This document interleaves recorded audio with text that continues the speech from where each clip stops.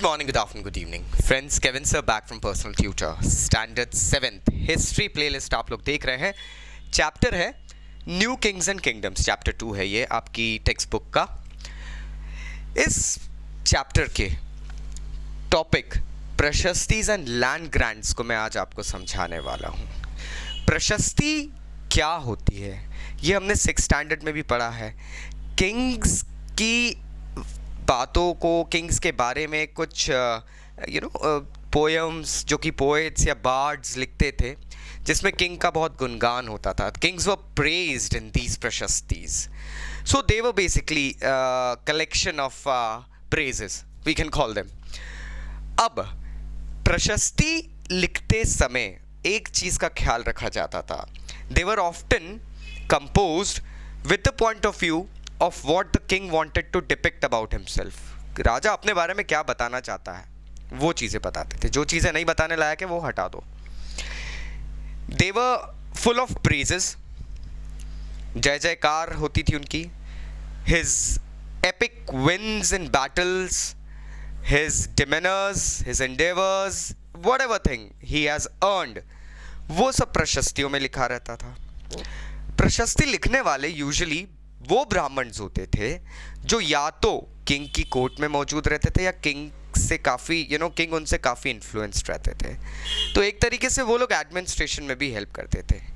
अब यहाँ पर एक लूप होल आ जाता है. That loophole is this, that it was not necessary that always the prashastis remained true.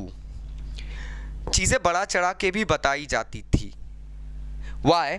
Because usually the Brahmins who wrote praises about the kings, who wrote long prashastis about the king, they bombarded it with praises and all the good things about him.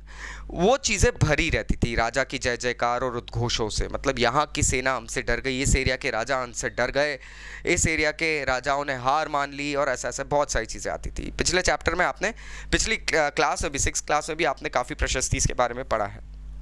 अब इन ब्राह्मणों को इतनी जय जयकार करने के लिए literally rewards and recognitions मिलते थे. इनको रिवॉर्ड्स मिलते थे और ये रिवॉर्ड्स ताम्र पत्रों पे, कॉपर प्लेट्स पे लिख के किंग यूजुअली दिया करते थे. So that was an actual evidence of the reward given to the Brahmin और द पोएट और द बार्ड. अब 12th सेंचुरी में एक चेंज आया. एक बहुत लंबी संस्कृत पोएम प्रशस्ति लिखी गई एक ऑथर द्वारा, एक पोएट द्वारा जिनका नाम कल्हान था. कल्हान ने कश्मीर के राजाओं की हिस्ट्री लिखी और उसको लिखते समय उन्होंने कोई जय जयकार नहीं करी. Because Kalhana was known as the most critical analyst of the poets.